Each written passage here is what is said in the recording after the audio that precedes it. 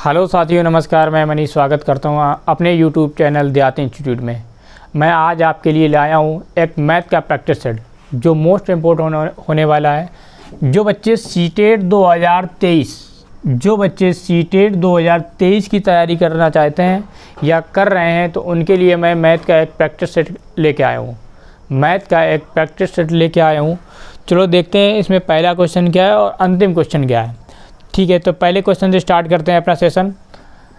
तो कह रहा है पहला क्वेश्चन हमारा है, कह रहा है 5 अंकों की सबसे बड़ी संख्या। कह रहा है 5 अंकों की सबसे बड़ी संख्या एवं 6 अंकों की सबसे छोटी संख्या। अच्छा, अगर बात करें 5 अंकों की सबसे बड़ी संख्या क्या होगी और 6 अंकों की सबसे छोटी संख्या क्या होगी। अगर हम 5 अंकों की सबसे बड़ी संख्या क्या याद करें तो यानी 5 अंकों की कितनी हो जाएगी सबसे बड़ी संख्या। 5 अंकों की सबसे बड़ी संख्या, अगर 5 अंकों की सबसे बड़ी संख्या अगर जानना चाहें ये कितना हो जाएगा 9 9 9 9 और ये 9, यानी ये क्या होगी, ये 5 अंकों की सबसे बड़ी संख्या। अगर 6 अंकों की सबसे छोटी संख्या, ये क्या है 5 अंकों की सबसे बड़ी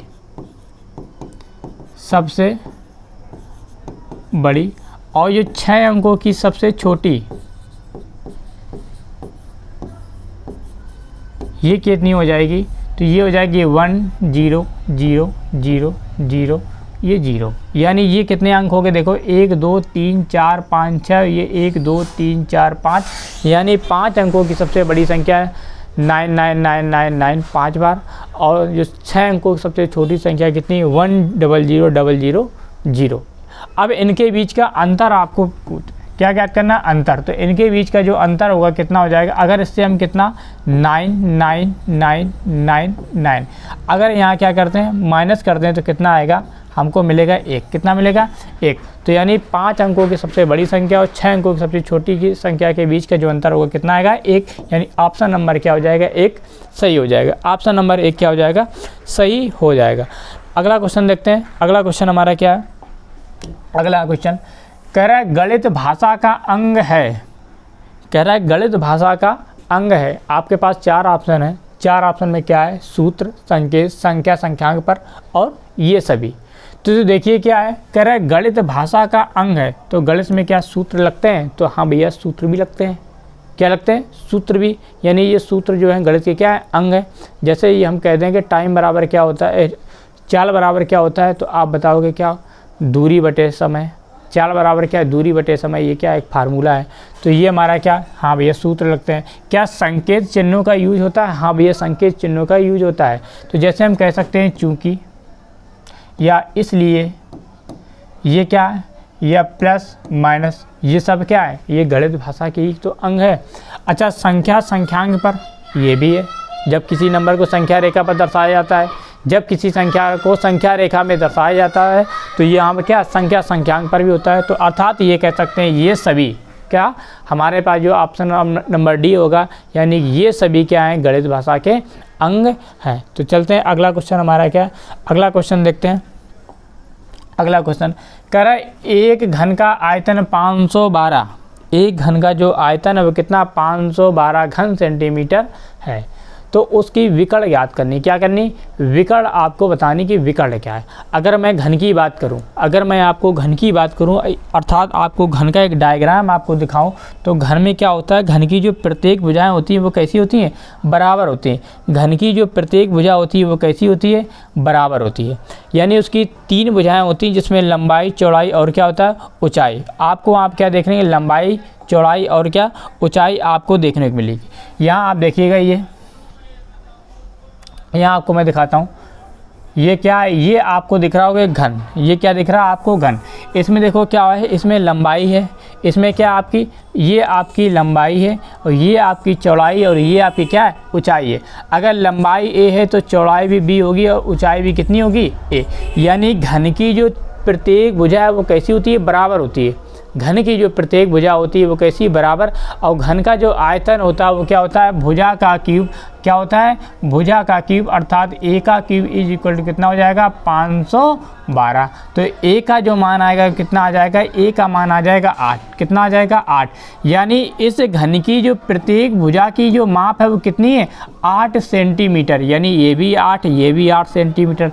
अर्थात ये कह सकते हैं घन की यहाँ पे प्रत्येक भुजा 8 सेंटीमीटर। तो उसने विकर्ण पूछा, क्या पूछा, विकर्ण।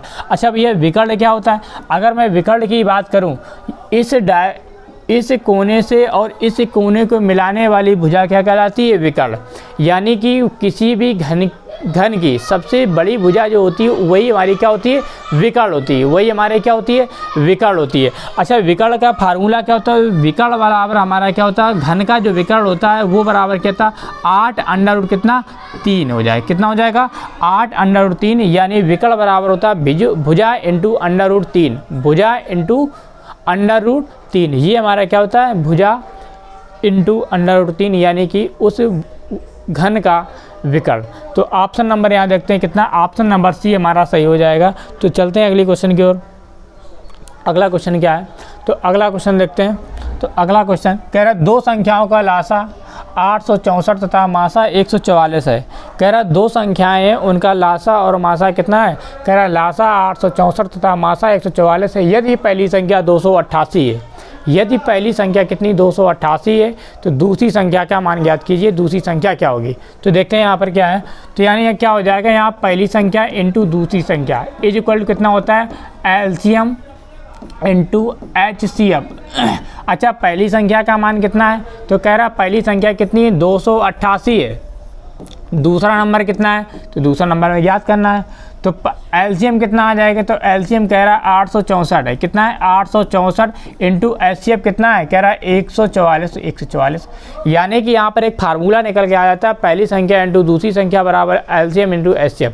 उन्हीं संख्याओं का लासा इंटू उन्हीं संख्याओं का मासा। ठीक, तो यहाँ पर देखिए अगर सेकेंड नंबर ज्ञात करें तो सेकेंड नंबर कितना आ जाएगा 864 इंटू 144 और बटे कितना आ जाएगा 288। तो 144 दूना कितना 288, यानी सेकेंड नंबर जो आ जाएगा 432 अर्थात 432। तो हमारा ऑप्शन नंबर क्या हो जाएगा, डी बिल्कुल करेक्ट हो जाएगा 432। चलते हैं अगले क्वेश्चन की ओर, देखते हैं अगला क्वेश्चन क्या है। तो अगला क्वेश्चन देखते हैं।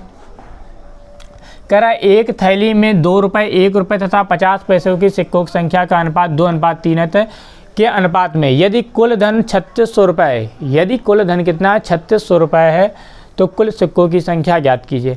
मान लो हमारे पास कोई एक क्या थैला है, एक थैला, हमें उसमें मालूम है कि हमें ये ज्ञात है, हमें क्या ज्ञात है कि उसमें 2 रुपये, 1 रुपये और 50 पैसे की सिक्कों की संख्या का जो अनुपात है कितना 2:3:4 में है। क्या क्या सिक्के हैं, ये सिक्के कौन कौन से हैं, तो यहाँ पे देखिए सिक्के, अगर मैं सिक्कों की बात करूँ कौन कौन से सिक्के हैं, तो आपके पास जो सिक्के हैं,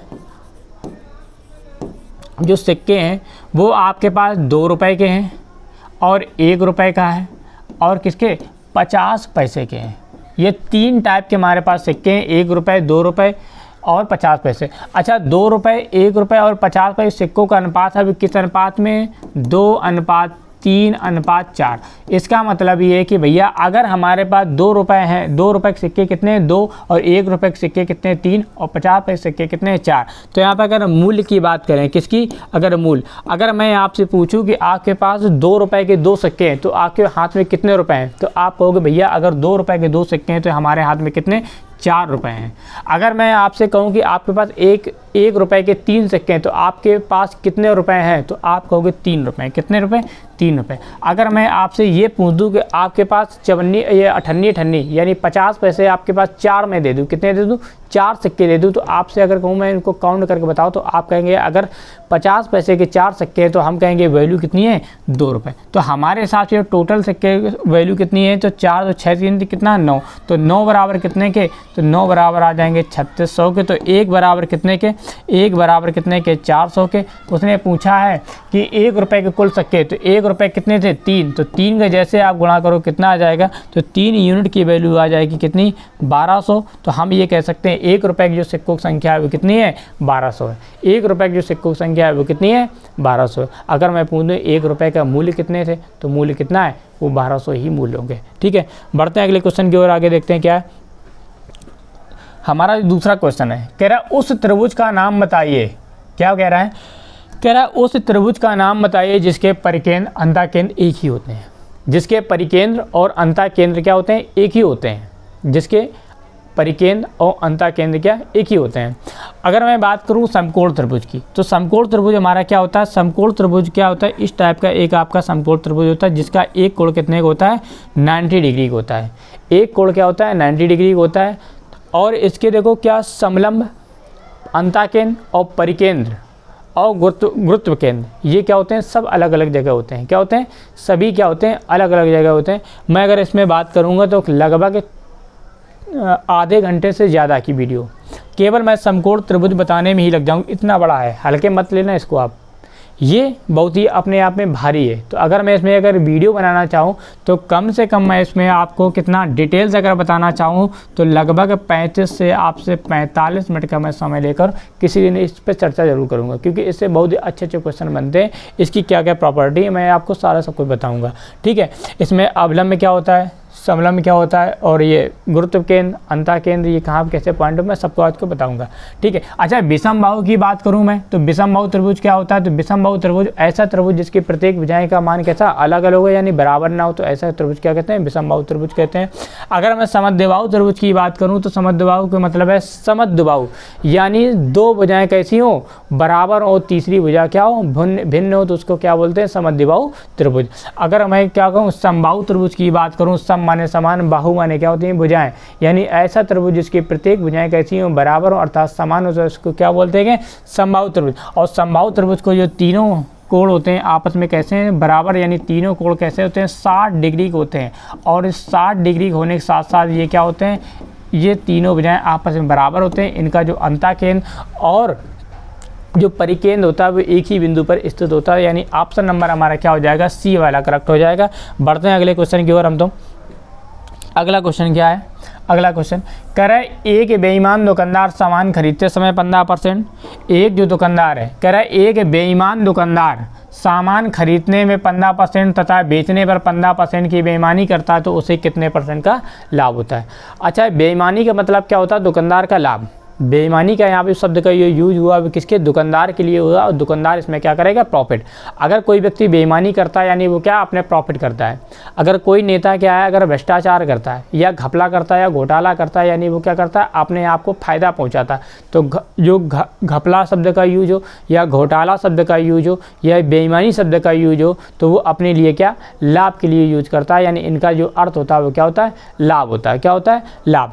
अच्छा, यहाँ पर देखना क्या है, एक तो आपको 15% क्या है, सामान खरीदते समय और सामान बेचते समय भी क्या 15% का लाभ कमाता है। तो यहाँ एक फार्मूला होता है A + B + AB अपान कितना 100, यहाँ पर लगा दो तो ये आ जाएगा 15 + 15 + 15 × 15/100 या तो 15 कितना आ जाएगा 30 और प्लस 15 कितना 225 और 2 अंक बाद 2 पॉइंट कितना आ जाएगा 25 यानी 32.25%।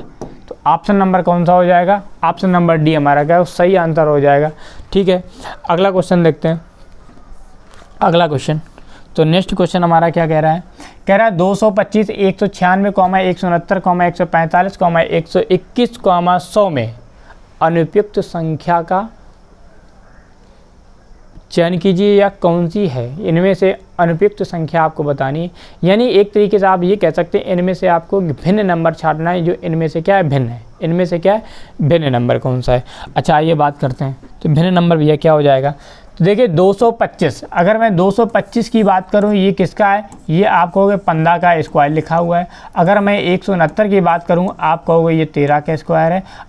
196 लिखा हुआ है ये, तो 196 ये क्या हो जाएगा, ये आपका 14 का वर्ग है। किसका है, ये आपका 14 का स्क्वायर है। ये आपका लिखा है 169, ये कितना है, ये आपका 13 का वर्ग है।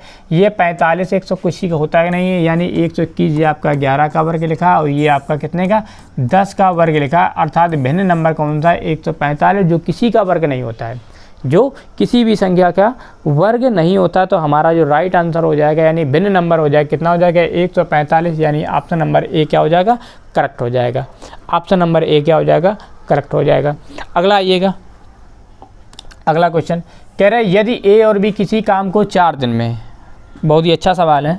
कह रहा है यदि ए और ए प्लस बी किसी काम को 4 दिन में कर सकते हैं, लेकिन बी और सी मिलकर उसी काम को 5 दिन में काम कर सकते हैं। कितने दिन? 5 दिन में। लेकिन ए और सी मिलकर उसी काम को 2 दिन में निपटा सकते हैं। कोई एक काम है, कह रहे ए बी आ जाते हैं तो 4 दिन में करते हैं, जब बी सी आ जाते हैं तो 5 दिन में, और जब ए और सी मिल जाते हैं तो कितने दिन में?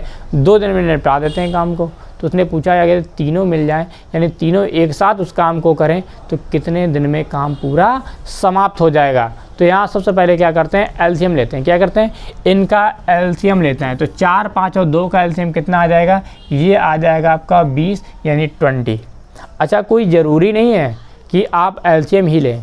आपकी अगर क्षमता कैलकुलेशन करने में है तो आप 1 भी कर सकते हैं, 2 भी लिख सकते हैं काम, यानी अपनी मर्जी से जितना चाहें उतना आप काम मान सकते हैं। हम एलसीएम इस वजह से लेते हैं क्योंकि यहाँ पे क्या कैलकुलेशन हमारी थोड़ी सी इजी हो जाती है, और इजी तो हमें करना है क्योंकि हमें पेपर में जाके अपना क्या समय बचाना है। अगर समय बचाना है तो क्या करना होगी? अपनी कैलकुलेशन को क्या करनी होगी? मजबूत। ठीक है, तो आइए तो अगर यहाँ से 4 का भाग इसमें लगाएं कितनी? 5 बार जाएगा, और 5 का भाग इसमें जाएगा कितनी? 4 बार, और 2 का भाग कितनी बार? 10।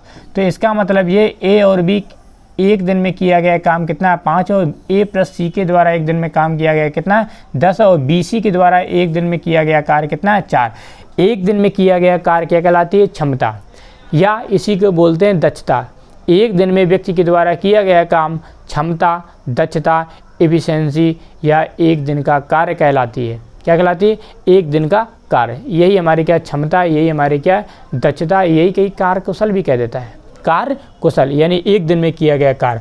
अच्छा, अगर ये जो तीनों क्या कहा, इनको अगर तीनों को जोड़ें तो हम कहेंगे A plus B plus C plus C plus A. तो यहाँ पर कितना आ जाएगा? 5, 4, 9, 10 कितना? 19। यहाँ पे देखो ए 2 बार लिखा है, कितनी बार लिखा है? 1 बार, ये 2 बार, 2 बार सी है, 2 बार बी है। तो यहाँ पर अगर 2 कॉमन ले लें तो यहाँ क्या आ जाएगा?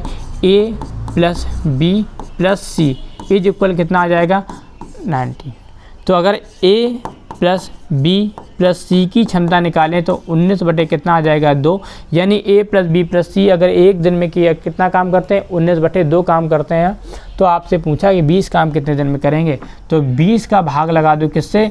19 बटे 2 से। तो ये 2 चला जाएगा ऊपर, तो 20 दूनी कितना आ जाएगा? 40 बटे 19, और 19 दूनी कितना? 38, यानी 2 सही 2 बटे कितना? 19 दिन। 2 सही 2 बटे 19 दिन, यानी 2 सही 2 बटे 19 दिन, यानी ऑप्शन नंबर सी हमारा क्या हो जाएगा? बिल्कुल सही आंसर हो जाएगा। ऑप्शन नंबर हमारा क्या हो जाएगा? बिल्कुल सही आंसर। तो उम्मीद करता हूँ आपको ये समझ में आया होगा, उम्मीद करता हूँ आपको ये क्वेश्चन समझ में आया होगा। बढ़ते हैं अगले क्वेश्चन की ओर, अगला क्वेश्चन हमारे स्क्रीन के सामने है, देखिएगा। कह रहा मोहन और रोहन 2 व्यक्ति हैं।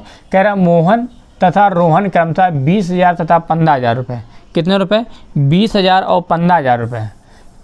20,000 और 15,000 रुपये मिलाकर एक व्यापार आरंभ करते हैं। एक वर्ष के बाद कुल 14,000 रुपये लाभ में से रोहित का हिस्सा कितना है? यानी कोई 2 व्यक्ति हैं, कौन कौन से हैं? 2 दोस्त हैं। एक आपका क्या? मोहन है, और दूसरा कौन सा है? रोहन है। दूसरा कौन है? रोहन। अगर मोहन ने 20,000 रुपये लगाए, कितने लगाए? 20,000, और जो रोहन ने लगाए वो 15,000 लगाए। कितने लगाए? 15,000। अगर मैं इनकी पूंजियों का अनुपात निकालूं तो 3 0 कैंसिल, अगर 5 से काटो 5 चौको 20 और 5 कितना आ जाएगा? 15। यानी मोहन और रोहन का जो पूंजियों का अनुपात है वो कितना है? वो 4:3 है। और हमें मालूम लाभ बराबर क्या होता है? पूंजी इंटू समय। अगर पूंजी में मैं कहीं से समय का गुणा कर दूं तो क्या बन जाता है? लाभ। क्या बनता है? लाभ। अच्छा, क्या इसमें समय का भी मल्टीप्लाई हुआ? नहीं हुआ। ये क्या है? ये तो पूंजी है 4:3 में, और टाइम कितना है? 1 साल। तो अगर मैं टाइम का यहाँ 1 का मल्टीप्लाई करूँ, यहाँ भी 1 का समय, यानी पूंजी इंटू समय, पूंजी इंटू समय, तो ये क्या बन जाएगा? लाभ। तो यानी 4/3 हमारे हिसाब से जो लाभ हुआ दोनों कितना हुआ? 7 रुपये का लाभ हुआ। लेकिन क्वेश्चन में 7 नहीं कह रहा 14,000 रुपये का लाभ हुआ। कितने का? 14। तो 1 बराबर कितने के? 1 यूनिट की वैल्यू 2,000। तो उसने पूछा है कि रोहन का लाभ, तो रोहन का लाभ कितना है? 3। तो यहाँ पर क्या करेंगे? 3 का मल्टीप्लाई कर देंगे, तो 3 दूनी कितना आ जाएगा? 6,000। यानी कि 6,000 रुपये। यानी उसका जो लाभ है रोहन का कितना है, 6,000 रुपये। अगर आपसे मोहन का पूछे तो मोहन का भी आप बता सकते हैं। अगर 1 यूनिट की वैल्यू 2,000 तो 4 की वैल्यू कितनी, 8, यानी मोहन को कितने मिलेंगे, 8। या ऐसे भी आप दिमाग लगा सकते हैं, अगर रोहन को 6,000 रुपये मिले 14,000 में से तो उसको कितने मिलेंगे, 8,000 रुपये। जाहिर सी बात है। ठीक है, अगले क्वेश्चन की ओर बढ़ते हैं।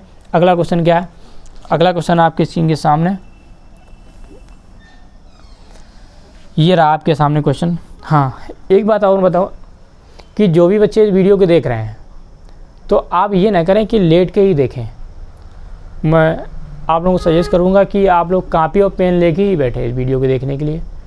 कापी और पेन लेकर ही बैठें, क्योंकि आप पहले क्या करो, वीडियो पॉज करके आप पहले इसको सॉल्व करें, फिर आप देखें क्या इसको आप सॉल्व कर पा रहे हैं कि नहीं।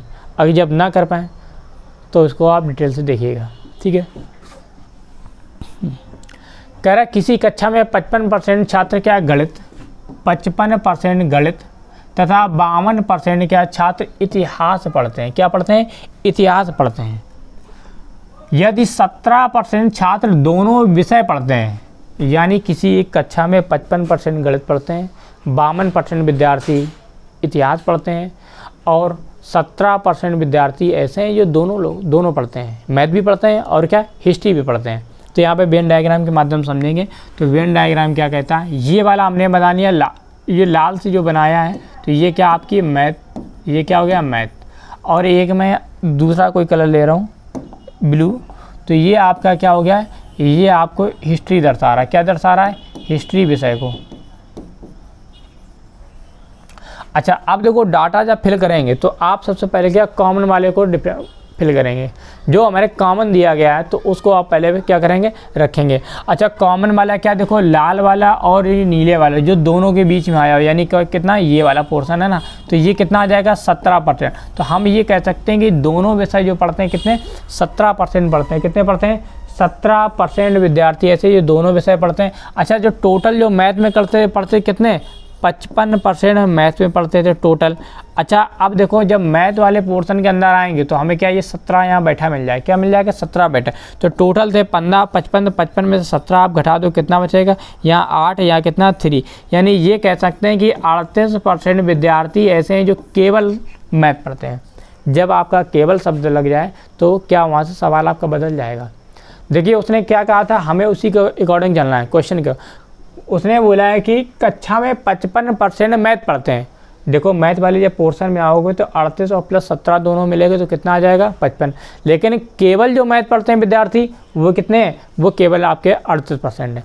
इसी प्रकार से देखिए हिस्ट्री में, अगर मैं इतिहास में बात करूं, इतिहास में देखो आपके कितने 52% बच्चे क्या इतिहास पढ़ते हैं। जो 52% बच्चे हैं वो इतिहास पढ़ते हैं। लेकिन जब इतिहास वाले के अंदर मैं घूमूँगा तो यहाँ देखेंगे 17 हमको पहले से बैठा मिल जाएगा। तो अगर 12 में से 7 गया कितना 5, यहाँ 4 में से 1 गया कितना 3। तो हम ये कह सकते हैं केवल जो आपको आप हिस्ट्री जो बच्चे पढ़ते हैं वो कितने 35%। केवल जो हिस्ट्री पढ़ते हैं वो कितने पढ़ते हैं 35% बच्चे। और उसने पूछा है कि इतने कितने विद्यार्थी हैं जो कोई विषय नहीं पढ़ते हैं। तो यहाँ आप सब पढ़ने वाले हैं। तो जब पढ़ने वाले इनको सबको जोड़ दो, 100 से घटा दो, क्या कर दो इनको सबको जोड़ के 100 से घटा दो, ये आ जाएगा 90%। कितना 90%। आप जब 100 से माइनस करो कितना आ जाएगा 10%। तो हम ये कह सकते हैं इस क्वेश्चन में कि 10% विद्यार्थी ऐसे हैं जो कुछ नहीं करते हैं, ना तो मैथ पढ़ते हैं ना तो इतिहास पढ़ते हैं, ना तो मैथ पढ़ते हैं ना ही इतिहास पढ़ते हैं। क्लियर। तो उम्मीद करता हूँ आपको ये क्वेश्चन समझ में आया होगा, यानी ऑप्शन नंबर बी हमारा क्या हो जाएगा सही आंसर। आइए अगला। तो अगला हमारा क्वेश्चन है नेक्स्ट वाला। देखिए कह रहा है निदात्मक परीक्षण का महत्व है।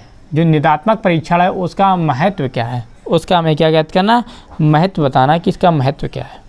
देखिए निर्देशन में या शिक्षण में या उपचारात्मक शिक्षण की व्यवस्था करने में या उपरोक्त तो सभी। अच्छा, निदात्मक परीक्षण का महत्व क्या है, क्या निर्देशन में है? तो आप कहेंगे भैया बिल्कुल निर्देशन में है, बिल्कुल ही निर्देशन में है। आप किसी को क्या कर सकते हैं, बच्चों को अगर पढ़ा रहे हैं तो या निर्देश इसी दे रहे हैं। उसके बाद शिक्षण में हाँ भैया शिक्षण में भी है और उपचारात्मक शिक्षण की व्यवस्था करने में, यानी हम ये कह सकते हैं उपरोक्त सभी। क्या कह सकते हैं? उपरोक्त सभी, यानी इसका जो आंसर आएगा क्या आएगा? उपरोक्त सभी।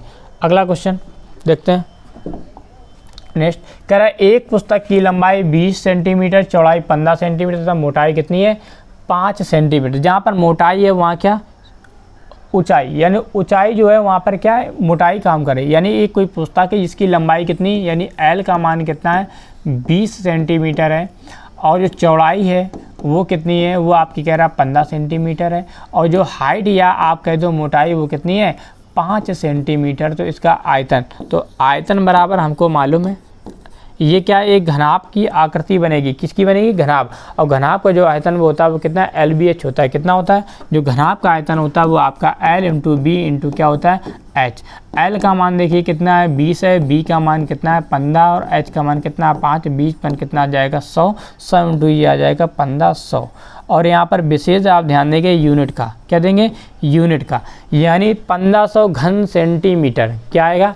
1500 घन सेंटीमीटर, यानी जो आपका क्या 1500 घन सेंटीमीटर, यानी ऑप्शन नंबर बी क्या हो जाएगा? सही हो जाएगा। ऐसे क्वेश्चन करने के लिए आपको विशेष तौर पर आपको क्या है? यूनिट, यानी कि आपको इकाई का विशेष ध्यान देना है। अब ऐसा ना हो कि वहाँ पर 1500 सेंटीमीटर भी आपको दिया हो, सेंटीमीटर स्क्वायर भी दिया हो, आप आंसर निकालने के बाद भी आप कन्फ्यूज हो जाएंगे। ठीक है, तो जब आयतन निकालेंगे तो उसका घन आएगा, और जब क्षेत्रफल निकालेंगे तो क्या आ जाएगा? स्क्वायर। जब क्षेत्रफल निकालें क्या आएगा? स्क्वायर। नेक्स्ट क्वेश्चन हमारे पास है, देखिएगा।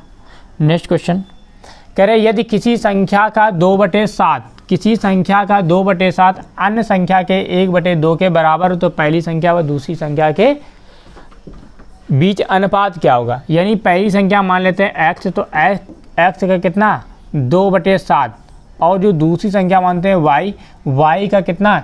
1/2। y का 1/2 ये आपस में कैसे हैं? बराबर है। अगर ये बराबर है तो यहाँ क्या करते थे? मल्टीप्लाई। तो मल्टीप्लाई जब आप क्रॉस मल्टीप्लाई करोगे तो इसका गुणा यहाँ, इसका यहाँ, तो इसका जब ऊपर करोगे आ जाएगा कितना? 4x इज इक्वल कितना आ जाएगा? 7y। यहाँ पर अगर x अनुपात y आप निकालो कितना आ जाएगा? ये आ जाएगा आपका 7:4।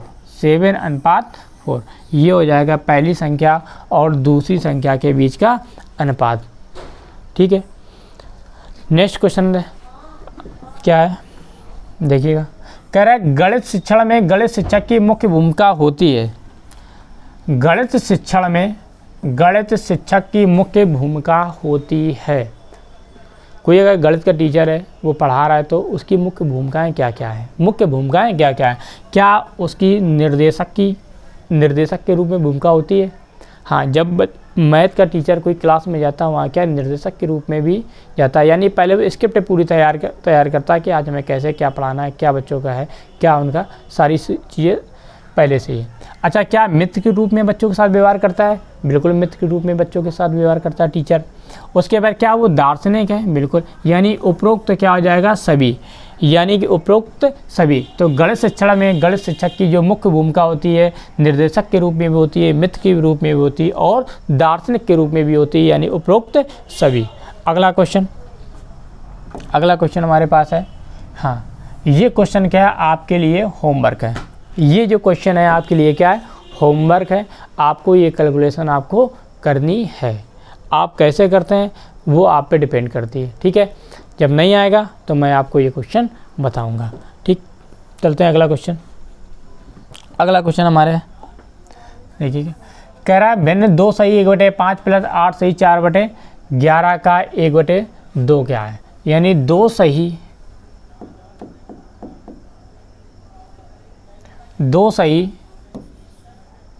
1/5 प्लस 8 सही 4/11।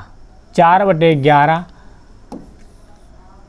का 1/2 का 1/2 याद करना। तो 5 दूनी 10 है कितना? इसको आप लिख सकते हो 11 कितना? 5 प्लस 11 88, 88 4 कितना आ जाएगा?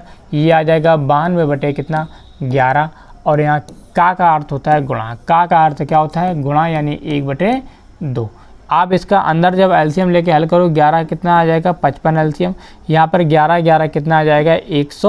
21 और प्लस ये कितनी बार जाएगा 5, 5 दूनी 10, 9 पना कितना 45 है कितना 46 और यहाँ पे सब ये क्या ब्रैकेट के अंदर हो रहा है और इंटू कितना 1/2 अंदर जब सॉल्व करो कितना आ जाएगा 1, 6 2 कितना आ जाएगा 8 और 4 1 कितना आ जाएगा 5 बटे कितना आ जाएगा 55 इंटू 1/2 यानी अंदर आ जाएगा 581/110। यही हमारा क्या हो जाएगा सही आंसर। यही हमारा क्या हो जाएगा सही आंसर यानी 581 बटे कितना आ जाएगा 581/110 यानी ऑप्शन नंबर क्या हो जाएगा डी बिल्कुल सही हो जाएगा। ऑप्शन नंबर डी हमारा क्या हो जाएगा करेक्ट आंसर। ठीक है, बढ़ते हैं अगले क्वेश्चन की ओर। हम अगले क्वेश्चन की तरफ अगले क्वेश्चन देखते हैं क्या करें। एक समलंब चतुर्भुज की समांतर भुजाएं 10 सेंटीमीटर और 15 सेंटीमीटर हैं। यहाँ देखते हैं समांतर चतुर्भुज। अच्छा, समांतर समचतुर्भुज की समांतर भुजाएं 10 सेंटीमीटर और 15 सेंटीमीटर, उसकी ऊंचाई 12 सेंटीमीटर, इसका क्षेत्रफल ज्ञात कीजिए।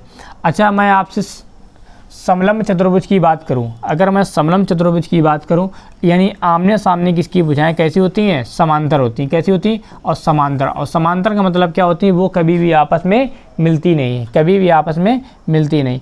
अगर मैं यहाँ पर क्या इसकी ऊंचाई क्या कह रहा है 12 है। अगर यहाँ 12 तो यहाँ भी कितनी होगी, यहाँ भी उसकी कितनी होगी 12 सेंटीमीटर होगी।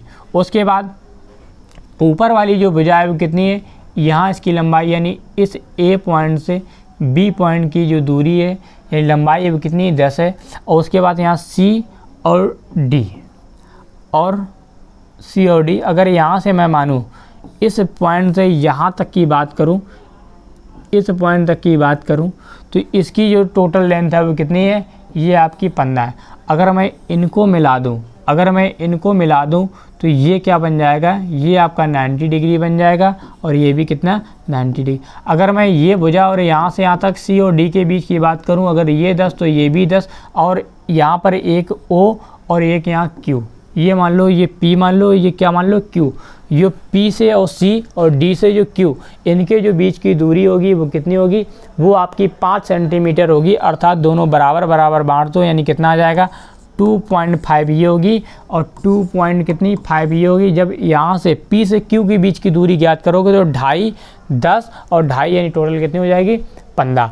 अब मैं बात करूँ आकृति नंबर 1 की, किसकी बात करूं, अगर मैं बात करूं आकृति नंबर 1 इसको दे दूं, आकृति नंबर किसको 2 इसको दे दूं और आकृति नंबर 3। अगर इन तीनों को क्या हो जाए, इन तीनों का अगर हमें कहीं से क्या पता चल जाए क्षेत्रफल पता चल जाए तो तीनों क्षेत्रफल को जोड़ दो तो हमारा क्या निकल आएगा, समलंब चतुर्भुज की क्षेत्रफल हमें ज्ञात हो जाएगा। अच्छा, इस त्रिभुज को देखो, किसको APC में देखो तो ये कितना आ जाएगा, तो ये क्या आ जाएगा, ये आपका क्या है समकोण त्रिभुज है। तो समकोण का क्षेत्रफल क्या होता है, तो इसका जो क्षेत्रफल क्या होता है, इसका होता है 1/2 आधार इंटू ऊंचाई, आधार इंटू क्या ऊंचाई। अच्छा, 1/2 आधार कितना है, तो आधार कितना है 2.5 है।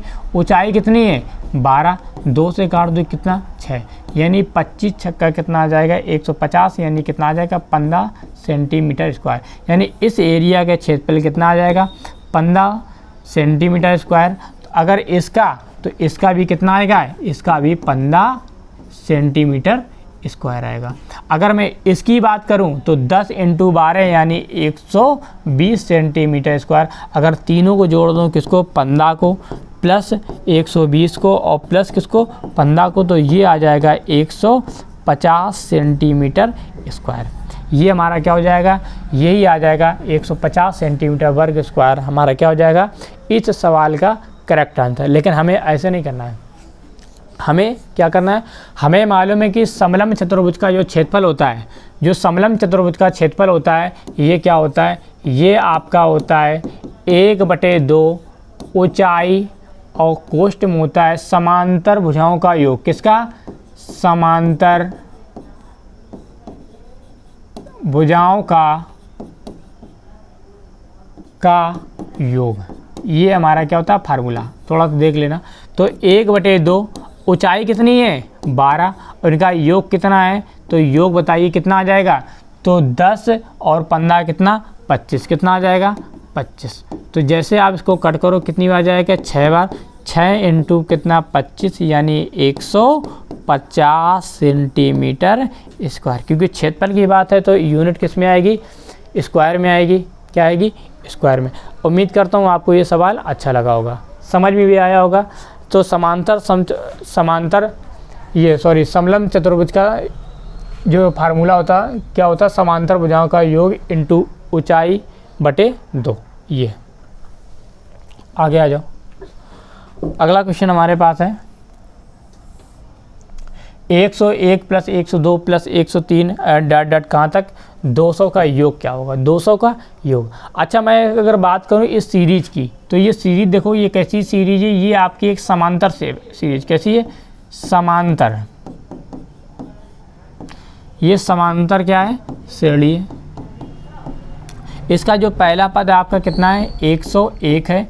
और यहाँ पर n की बात करें कि कुल पद कितने हैं, तो 200 और 201 के बीच में कितने पद हैं, टोटल पद। तो टोटल पद आपको कितने आ जाएंगे, 100 हो जाएंगे। अगर मैं सारवांतर d की बात करूं तो d बराबर कितना आ जाएगा, 1। क्योंकि इनके बीच का जो अंतर है कितना है, 1 है। यहाँ भी अंतर 1, यहाँ भी अंतर 1, आगे भी अंतर कितना है, 1 1। यानी d का मान कितना आ जाएगा, 1। तो d की हमें मान की कोई जरूरत नहीं। तो n पदों का योग यानी इनका जो योगफल आएगा, क्या आएगा, योगफल बराबर, तो वो कितना आ जाएगा, ये आपका आएगा n/2 a प्लस एल। क्या, a प्लस एल। l जो है अंतिम पद है, a क्या है, पहला पद है। तो n बराबर हमें मालूम कितना है, n बराबर कितना है, 100। 100 बटे कितना, 2। और a का मान कितना है, 101 प्लस l का मान कितना है, 200 अंतिम पद। इसको जब हल करोगे तो कितना आ जाएगा, 50। और 101 प्लस 200 कितना, 301। और यहाँ कितना आ जाएगा, तो 5 एकम 5 0 5 है, कितना आ जाएगा, 15। यानी 15 0 कितना आ जाएगा, 50। 15 0 50 यानी ऑप्शन नंबर क्या आ जाएगा, सी। ऑप्शन नंबर क्या हो जाएगा, सी। अगर आप ऐसे नहीं कर पा रहे हैं तो आपको क्या करना है, जैसे मैं बताता हूँ आपको, जैसे 1 2 3 4 5 6 7 8 9 और 10 इस तरीके से ये नंबर लिखें। अगर मैं पूछूँ इनका योग क्या होगा, तो इनका योग क्या हो जाए, आप बीच वाले नंबर को ले लो। किसको ले लो, बीच वाले को। जब आप बीच वाले का मतलब क्या, 5 को ले लो। किसको, 5 की सीरीज। तो 5 आपने जैसे लिया तो आप अपने मान से एक क्या 5 और लगा दो, ये क्या आ जाएगा हमारा आंसर। इसी प्रकार से अगर 10 20 30 चले इस तरीके से, 10 11 12 इस तरीके से, तो अभी आपका बीच वाला नंबर है 5 आप क्या कर दो, गुणा कर दो, अपने मन से लिख दो। तो जैसे ये क्या था, इसके जो बीच का अंक आए कितना आएगा, 150 आएगा। अब 150 में एक एक छोड़ दो, किसके बाद 50 अपने मन से लिख दो, तो कितना आ जाएगा 15 0 50। यानी ऑप्शन नंबर क्या, सी। ठीक है, अगला क्वेश्चन देखते हैं। नेक्स्ट क्वेश्चन हमारे पास क्या है, ये 7 की पावर कितनी, 95 माइनस 3 की पावर कितनी, 58 में इकाई का अंक ज्ञात करना। क्या, इकाई का अंक। अच्छा, जब मैं इकाई का अंक पढ़ाता हूँ तो आपको 3 टाइप आपको बताता हूँ। 3 टाइप क्या होते हैं, वो 3 यानी जो अंक होते हैं। अच्छा, किसी भी नंबर का अंक जो इकाई का होगा या तो 0 होगा या 1 2 3 या 9 तक, यानी कुछ भी ये 10 अंक होंगे। कितने, ये 10 ही अंक हो सकते हैं, या 0 होगा या 1 होगा या 2 3 4 5 6 7 8 या 9, ये आपके 10 अंक हैं। तो इन्हीं में से कोई एक होगा। तो इनको मैं 3 क्राइटेरिया में बांटता हूँ, जैसे 0 1 5 और 6। 0 1 5 6 इनको 1 में रखता हूँ। उसके बाद 2 3 7 और 8 इनको 1 नंबर अलग रखता हूँ। और उसके बाद 4 और 9 इनको मैं एक साइड रखता हूँ। देखिए, जो यहाँ पे इसको पढ़ेंगे हम तुम केस 1 में, जब भी मैं आपको बताऊँगा तो इसको केस 1 में, इसको आपको बताऊँगा केस नंबर 2 में, और ये आपको बताऊंगा केस नंबर 3 में, ये आपको बताऊंगा मैं केस नंबर 3 में। अच्छा, इनमें क्या है, केस नंबर 1 क्या कहता है, अगर किसी भी संख्या का इकाई का अंक 0 1 5 या 6 है तो उसमें पावर कुछ भी लगाओ तो वो आंसर क्या वही आता है जो उसकी इकाई का अंक है।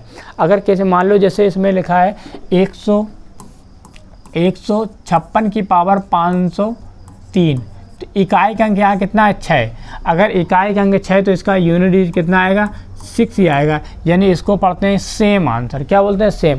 इसमें पढ़ते हैं साइक्लिसिटी, इसमें देखते हैं ऑड और इवन नंबर। तो मैं इनकी बात में डिटेल करूँगी जब मैं एक सीक्वेंस से वीडियो लेके आऊँगा तो उनमें मैं बात करूँगा। तो यहाँ पे आपको देखना क्या है, देखो आप ये क्या है, 7 की पावर कितना है, 7 की पावर कितनी है 95। केस नंबर 2 में हम क्या देख लेते हैं सीधे सीधे, केस नंबर 2 में अगर किसी इकाई का अंक 2, 3 या 7 या 8 है तो उसकी पावर कुछ भी लगी तो पावर में क्या करते हैं, 4 का भाग देकर उसका शेषफल ज्ञात करते हैं। क्या करते हैं, 4 का भाग देकर, घातों में 4 का भाग देकर शेषफल ज्ञात करते हैं। जो शेषफल आता है उसको क्या है, इकाई के अंक में लगा के हम आंसर निकाल लेते हैं। अच्छा 7 की पावर 95, तो अगर 95 में किसका 4 का भाग लगाऊं तो यहाँ पर अगर शेषफल जानने की कोशिश करूँगी, 4 दूनी कितना आ जाएगा 8, 1 और 4 तीन कितना 12, यानी शेषफल कितना आ जाएगा 3। शेषफल कितना आ जाएगा 3, यानी 7 की पावर 3, तो ये कितना आ जाएगा 4, 343। 7 की पावर 3 अर्थात 343। उसके बाद क्या है, 3 की पावर 98, 3 की पावर 58, यानी 3 की पावर कितनी 58, यानी इकाई का अंक 3 है, यानी केस नंबर 2 में जाएगा। जिसमें क्या करेंगे, घातों में 4 का भाग देकर शेषफल निकालेंगे। तो 58 में अगर मैं 4 का भाग लगाऊं, अगर 58 में 4 का भाग लगाऊं तो 1 और कितना 16, यानी 2 बचेगा, यानी 3 का स्क्वायर कितना आ जाएगा 9। कितना आ जाएगा 9, कितना आ जाएगा 9। अच्छा यहाँ इकाई का अंक कितना है, यहाँ इकाई का अंक कितना है, 4 एकम 4, 4 चौक कितना आ जाएगा 16। सही ना, सही है, सही है। तो ये कितना आ जाएगा 9। अब देखो यहाँ पर अगर मैं 7 की जगह कितना लिखूँ, 3 लिखूँ, यहाँ कितना लिखूँ 9, कितना लिखूँ 9, तो माइनस की कितना आ जाएगा 6। अगर आपका माइनस का 6 है तो आपको क्या करना है, 10 से इसको घटा दो, कितना आ जाएगा 10 में से 6 गए, कितना आ जाएगा 4, यानी इकाई का अंक जो आएगा कितना आएगा 4 आ जाएगा। इकाई का अंक कितना आ जाएगा, हमें इकाई का अंक 4 मिल जाएगा। तो यानी ऑप्शन नंबर क्या हो जाएगा बी। तो मैं इसके लिए डिटेल में बात करूँ जब नंबर सिस्टम लेके आऊँगा। नेक्स्ट क्वेश्चन हमारा क्या है, पहली 10 सम संख्याओं का औसत क्या होगा।